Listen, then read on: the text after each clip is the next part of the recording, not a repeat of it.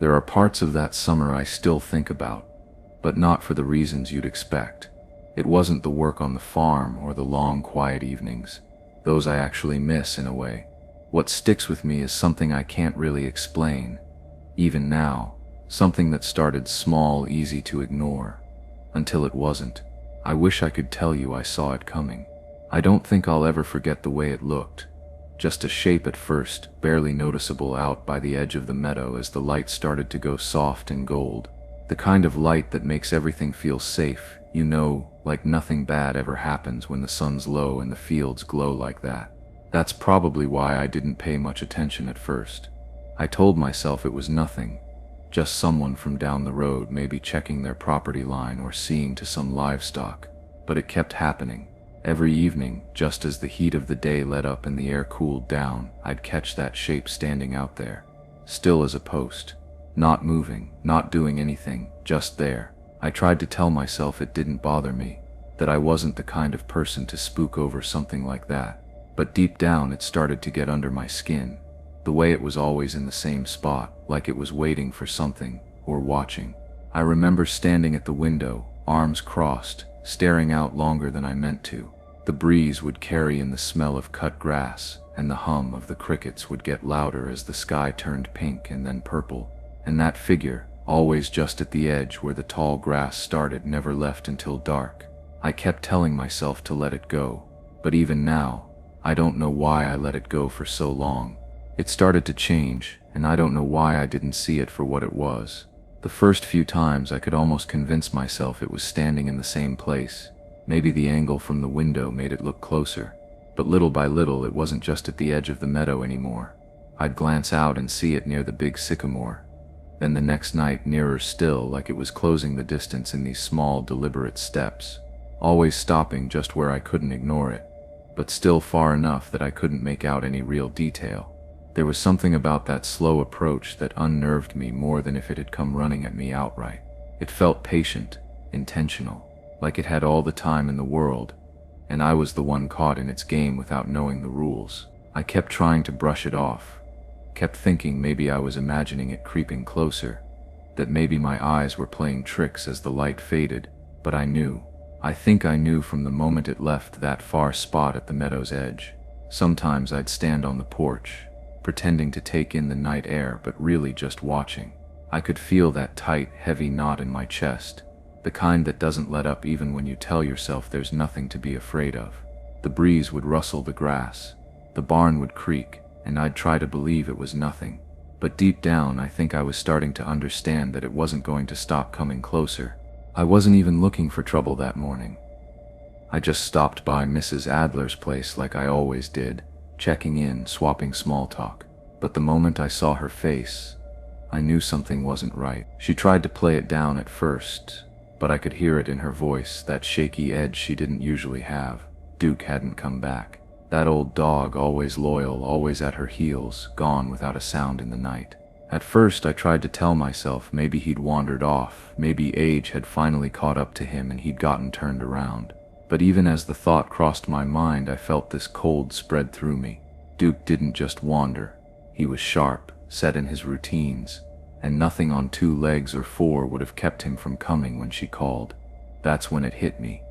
If someone could get him away, they could get closer to any of us whenever they wanted. The walk back home felt different after that. The path seemed longer, the fields felt emptier, and the silence didn't feel peaceful anymore. It felt heavy, like something was pressing down on the whole place, waiting. I tried to shake it, tried to tell myself I was overthinking it, but the truth is, that was the first time I stopped feeling like it was just me imagining things.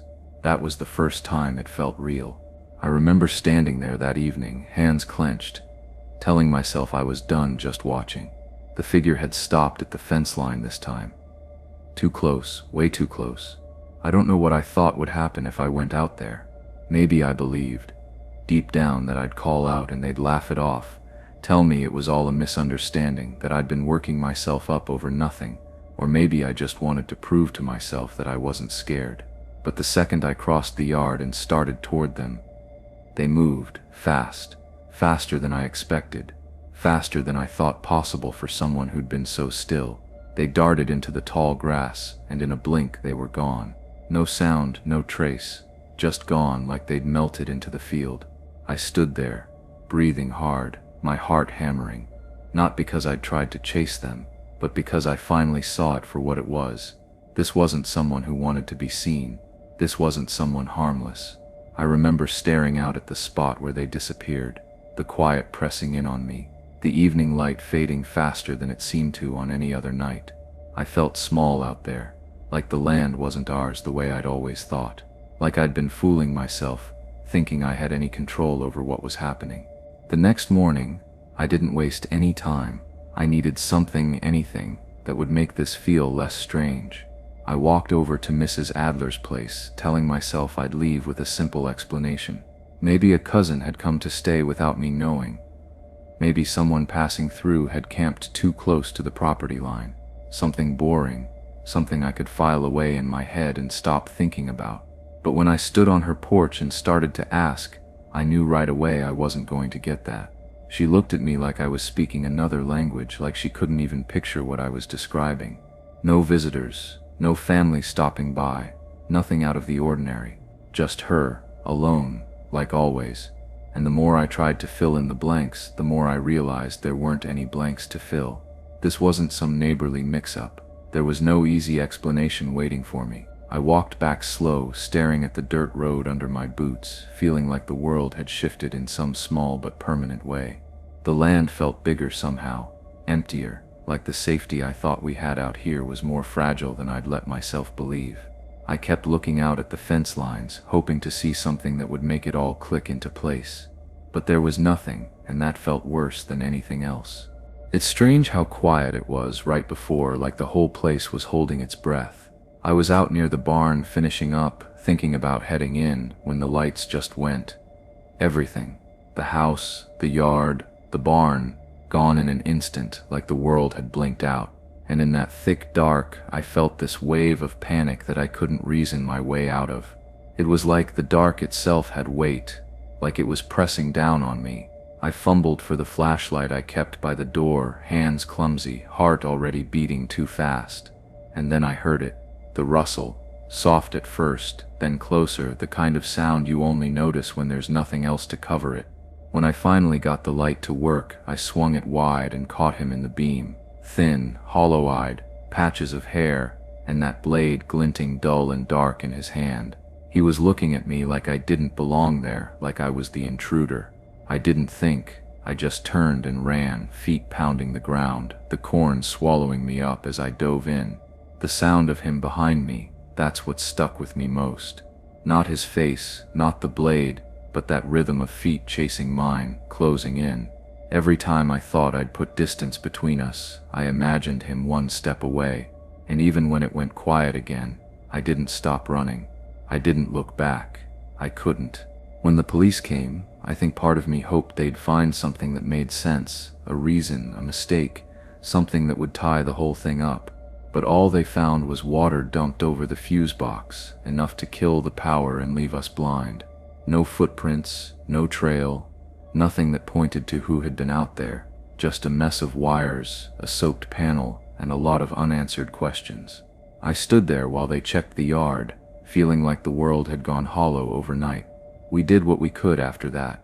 New locks on every door, motion lights that lit up half the yard, even talked about getting a dog. It helped us sleep, or at least it helped my parents sleep. Me, I never really settled after that. I kept seeing him out of the corner of my eye, even when I knew he wasn't there.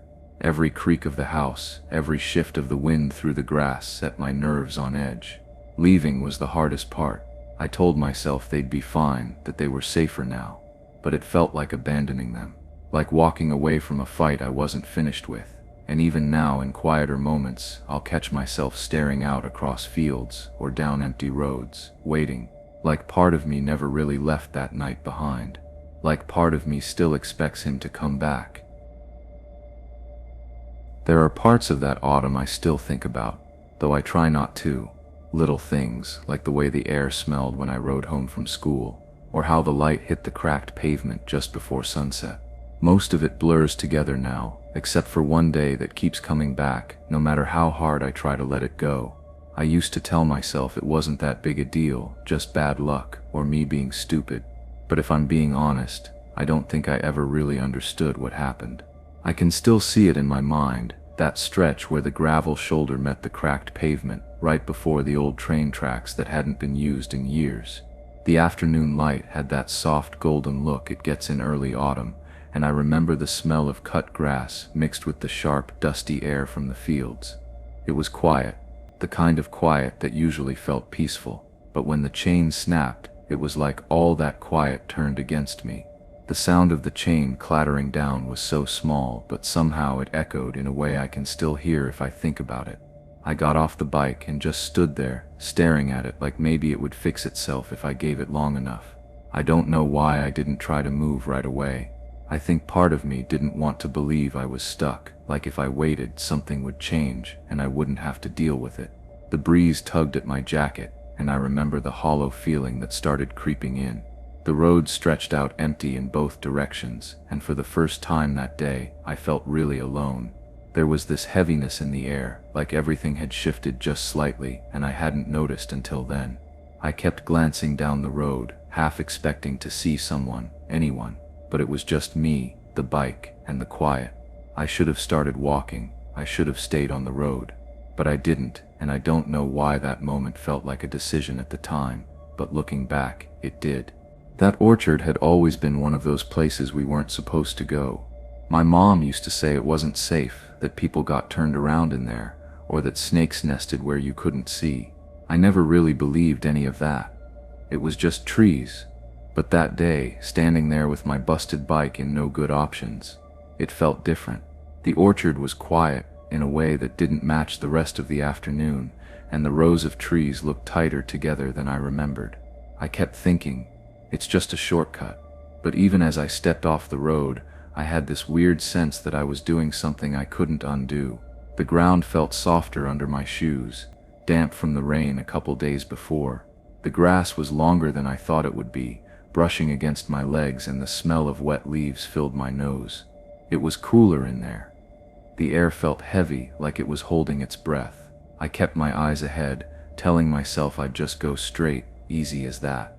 But every few steps I found myself looking back over my shoulder, as if maybe I'd see the road still close behind me. It wasn't. The road was already gone from view.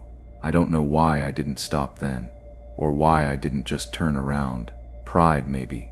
Or maybe it was that part of me that didn't want to admit I'd made a bad choice. The deeper I pushed my bike between the trees, the more I felt that pull in my gut, like something in there wanted me to keep going, just a little further, until it was too late, and maybe it already was. At first, I kept telling myself I was getting closer to the other side. The rows of trees blurred together, but I thought I was keeping straight, thought I could feel it in my body somehow, like I'd know if I was off. The grass kept brushing my ankles, and I could hear the soft crunch of my shoes against fallen leaves, the way it echoed weirdly in the stillness. I tried to focus on that sound as if it could guide me, but then I spotted it. That old rusted barrel half buried in the dirt, and those yellow flowers bent over like they were tired. The exact same ones I'd passed what felt like forever ago. For a second I just stood there, not really breathing, trying to make sense of it. Maybe there were two barrels, maybe it wasn't the same. But deep down I knew I'd walked in a circle. The realization sank in slow, like cold water filling my chest. The orchard that seemed so harmless from the outside suddenly felt endless, like I could walk forever and still never find the edge. I kept glancing up at the sky through the branches, hoping for some kind of landmark, but it was just the same gray light filtering down in patches. I started walking again, but it wasn't the same. Every step felt heavier, like the ground was pulling at me. I didn't trust my own sense of direction anymore.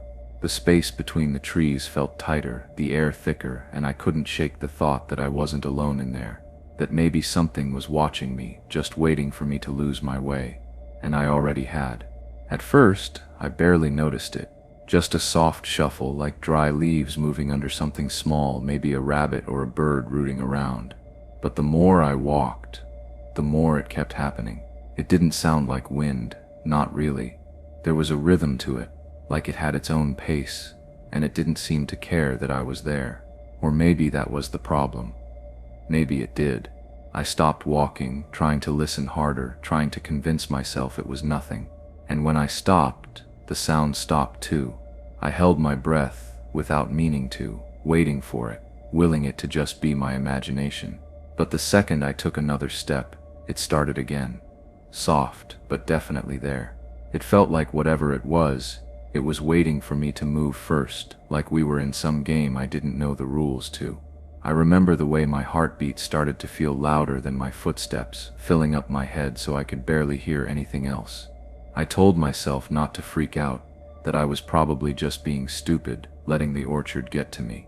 But my legs felt tense, like they were ready to run whether I wanted them to or not. Even the trees seemed different now, like they were leaning in closer, watching. The air had gone still, and it felt like the whole place was waiting on me to decide what to do next. I kept telling myself I was close to getting out, that if I just kept moving in one direction I'd hit the edge of the orchard, and then I saw him. He was standing by this old broken fence, the kind that looks like it stopped being useful a long time ago. His clothes were torn in places, dirty like he'd been out there for a while, and he wasn't doing anything, just standing, too still, too quiet, like he'd been waiting for something, or maybe waiting for me. I froze before I even realized I'd stopped walking. My hands clenched so tight on the bike that my fingers started to hurt, but I didn't loosen my grip. I felt small all over again, like the space around me shrank down to nothing but him and me. My mouth went dry, and I tried to think of something to do, but nothing came. It was like my body didn't belong to me anymore, like the trees had taken over and rooted me to the ground. I kept hoping he'd look away, or that I was wrong, that maybe he hadn't seen me. But I could feel it, the weight of him seeing me, really seeing me. That kind of stare that makes you feel like you don't have anywhere left to hide. My heart was pounding so loud I was sure he could hear it. And the worst part was, I couldn't tell if he was dangerous or just broken in some way. I just knew I didn't want to find out. He moved. Just one step, maybe two. But that was all it took. I don't even remember deciding to run. My legs just took over like they'd been waiting for permission that my brain couldn't give. I dropped the bike without even thinking about it, heard it hit the ground hard, but I didn't stop to look back. I didn't care where I was going, only that I was getting away from him, putting distance between us as fast as I could. The orchard blurred past me. Tree trunks, branches, flashes of light through the leaves. I could hear him crashing through behind me. Not quiet or careful, just loud and close. His voice followed, calling out in a way that sent chills straight through me. Like he thought I was supposed to stop. Like he thought I'd listen. There was something too familiar in his tone, like we had some kind of connection I didn't know about, and it made my skin crawl. I remember ducking low, trying to squeeze between trees, trying to make myself small enough to disappear. The air felt tight in my chest, and every breath burned, but I didn't stop. The trees felt endless, like no matter how far I ran, they'd just keep going, no edge, no way out. And all I could think was that I wasn't going to make it. That somehow, no matter how fast I moved, he'd find me. That the orchard wasn't going to let me leave. By the time it happened, we'd already moved. A different part of town, a different porch, a different view out the window, like we'd put all of it behind us, or at least tried to. The orchard, that day, the man, we didn't talk about it much anymore. It felt like something we'd boxed up and shoved into a corner of our minds, hoping if we ignored it long enough, it would stay there. But then, that morning I stepped outside, and there it was, my bike, the one I'd left behind, the one I was sure I'd never see again, leaned up against the porch railing like it had found its way back on its own. For a second, I couldn't breathe. I just stood there, staring at it, like my brain couldn't catch up with what my eyes were seeing. The tires were caked with dried mud, and there were scratches on the frame I didn't remember. It looked wrong somehow. Not just old or dirty, but wrong in a way I couldn't explain. I kept waiting for someone to say it was a joke, or that they'd found it and brought it home, but nobody did. Nobody saw who left it. Nobody wanted to talk about it. I tried telling myself it didn't mean anything, that maybe it was just a weird coincidence, or some neighbor messing around, but I've never really believed that. Even now, I still think about it, about how it got there, about who brought it, about what it meant. And the worst part is, I don't think I'll ever know. Some nights stick with you, no matter how far you try to move past them. I've had a lot of quiet since I came out here, too much maybe. But there's one night I can't seem to leave behind. It comes back in pieces, like a song you can't get out of your head, but the words don't feel right anymore. I used to think it was just a bad night, something I could explain if I really tried. But the more I replay it, the more I'm sure I'll never really understand what happened. I don't know why that night sticks with me the way it does. I've had other bad nights. Sure, nights when I couldn't sleep, nights when the wind made the old house creak in ways that got under my skin. But this was different. The air felt sharper that evening, like fall had finally settled in for good. I remember standing on the back porch, the boards cold under my feet even through my boots, breathing in the smell of dry grass and wood smoke that always seemed to hang in the air out there. It was one of those nights where everything felt still, like the world had hit pause. I'd been getting used to the quiet out by Fairview. I thought I'd come to appreciate it. That kind of quiet where you can hear your own heartbeat if you stand still long enough. But that cry, it cut through everything. High, sharp, and quick, like it had torn right out of someone's throat before they could stop it. I couldn't tell if it was close or far, just that it didn't belong out there. It sounded like a kid, but I couldn't swear to it. Without even thinking, I grabbed the rifle from inside. It felt heavier than usual in my hands, like it knew something I didn't. I didn't stop to ask myself what I was doing, or why I thought I could help. I just started moving, fast, heart pounding, like I was supposed to. And now, looking back, I keep wondering if that was the moment I invited it all in. If that first step was where everything started to go wrong. I don't remember exactly how far I got before I stopped. But I know I was breathing too hard, heart hammering, like I'd been running for miles. I kept calling out, waiting for something. A reply, another cry, even just a rustle that felt like it meant something. But nothing came. The wind kept tugging at my jacket and pushing through the tall grass, and that was all I heard. Just the wind and the soft creak of the trees leaning into it. The more I shouted, the less sure I became that anyone could even hear me. My voice felt small out there, like it barely carried past my own ears. I kept telling myself to listen, really listen, for any sound that didn't belong. But the silence after each call felt heavier, thicker, like it was pushing back at me. Like the dark didn't want me to find whatever I thought I was looking for. There's this strange thing that happens in moments like that. Part of you wants to believe you imagined it all, because the alternative is so much worse. I started wondering if I'd gotten it wrong, if maybe it had been a fox or some trick of the wind, if maybe I was out there in the dark chasing nothing at all. But that didn't sit right either. The sound I'd heard, it was too real, too raw. And yet, standing there with my breath fogging in the cold, all I had left was the sound of the night swallowing up my words, like they never existed in the first place. I kept telling myself I had to stay calm, had to keep looking, had to make sense of what was happening. My light caught on the ground at just the right angle. And there they were. Small prints in the dirt, spaced close like whoever made them had been moving quick. I crouched down without thinking, the cold damp seeping into my knees as I stared at them. For a second, it felt like relief, like I wasn't going crazy, like there had been someone out there and I hadn't imagined the cry after all. I followed them, heart pounding, feeling that rush of purpose again. But the prints didn't go far, just a few feet, weaving a little like whoever it was couldn't pick a direction. And then nothing. They just stopped, mid-stride, like the ground had swallowed them up or they'd been lifted straight off the earth. No scuff marks, no signs they'd turned back, just an end that didn't make sense. I stood there longer than I probably should have, shining the light in every direction, waiting for the trail to pick back up. But it didn't. The wind kicked up again, cold against my face, and suddenly the night felt bigger than it had before. I stopped feeling like I was the one doing the searching.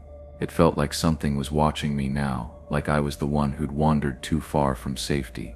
And that's when I realized I didn't want to be out there anymore, but it already felt too late for that. I thought maybe I could leave it all behind, that I could go back inside, shut the door, and pretend the night hadn't turned on me the way it had. But when I glanced out across the field one last time, I saw it, just a thin line at first, flickering low against the dark. A fire, small but alive, right where the meadow met the tree line. My stomach dropped in a way I can't really describe, like the ground gave out from under me. It didn't make sense. There hadn't been anything out there, no one I could see, and yet here was this new threat waiting for me. Before I even knew what I was doing, I was moving. The cold air burned in my lungs, but I didn't care. I grabbed the hose, knowing it probably wouldn't be enough, but not knowing what else to do. My boots slipped in the damp grass as I ran, the world narrowing down to nothing but that glow. It felt unreal, like I was watching someone else run toward it, not me.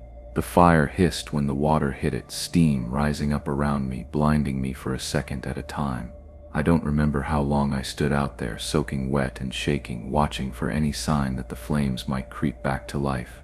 I kept glancing over my shoulder, half expecting to see someone standing at the edge of the field watching. But there was no one, just me, the charred patch of ground, and a night that felt like it was turning into something I didn't understand. And I still don't. I still don't know why that fire started, or who, or what, lit it. I stood there longer than I meant to after the fire was out, trying to catch my breath, trying to convince myself it was over. The hose lay in the grass, still dripping, forgotten in my hand. The cold was finally starting to bite through all the layers I'd thrown on, but I barely felt it. My eyes kept going back to that scorched patch of ground, like staring at it might give me answers. I don't know how long I stood like that before I looked up. Maybe because of some instinct, maybe because I felt it before I saw it. And there they were, in the upstairs window of my own house, just standing there, still as could be. I couldn't see details, just the shape of them framed by the glow of my bedroom light. It was enough, more than enough. They stood like they belonged, like they'd always been there, like I was the one out of place. For a second, my body didn't know what to do. I felt frozen, like my heart had stopped and was waiting for the rest of me to catch up. The fire, the prints, none of that hit me as hard as seeing that figure in the window, because that was my space, my safe space. And in that moment, it didn't feel like mine anymore. I remember thinking, this is the part where everything changes, and I was right. I don't remember crossing the yard or pulling open the door. It's all a blur. The next clear thing in my mind is the kitchen, and the way it hit me when I stepped inside. It felt like walking into a stranger's house, not my own. Cabinets flung open like someone had been searching for something in a panic, drawers hanging half out, their contents spilled across the floor. The fridge door was wide, the light inside flickering like it couldn't decide whether to stay on or give out. Dishes shattered underfoot when I took my first hesitant step in. It wasn't just a mess, it felt deliberate, like someone wanted me to know they'd touched everything, like they'd reached into my life and torn it open, piece by piece. The air smelled off too, cold, sharp, like the night had seeped inside with them. I stood there, hands hanging useless at my sides, trying to make sense of what I was seeing, but none of it made sense. I kept glancing at the corners, half expecting someone to still be there, waiting, but it was just me, and the ruin they'd left behind. I don't know how long I stood there without moving, long enough for the cold from outside to creep in and settle deep, long enough for the weight of it all to really sink in. I wanted to believe it could be fixed, that I could clean up, lock the doors, go to bed like none of it happened, but I knew better. There are some kinds of damage that don't get swept away so easy, and this felt like one of those kinds. I don't know what snapped me out of it. Maybe it was the cold seeping in, maybe just the shock wearing off, but that's when I heard it. The door, that slam cut through everything, loud enough to shake me out of the haze I'd been standing in. My heart felt like it stopped just for a second before it kicked into overdrive. I ran for it, feet slipping on broken glass and scattered junk, but I already knew it wouldn't matter. I was too slow. I was always too slow that night. When I yanked the door open, the yard stretched out empty in front of me. The wind moved through the grass and the trees, the cold biting down even harder now. I tried to tell myself they were gone, that whoever it was had slipped away before I ever heard the door, but I couldn't shake the feeling that I wasn't alone, that somewhere, just out of sight, they were still there, watching, maybe waiting. The police came, lights flashing against the house, voices calm but firm as they moved through the yard. They asked questions, They searched, they did what they could, but deep down I knew before they even started that they wouldn't find anything. The night wasn't meant to give up its secrets. Whoever it was, whatever it was, they were never supposed to be caught, and I don't think they ever will be.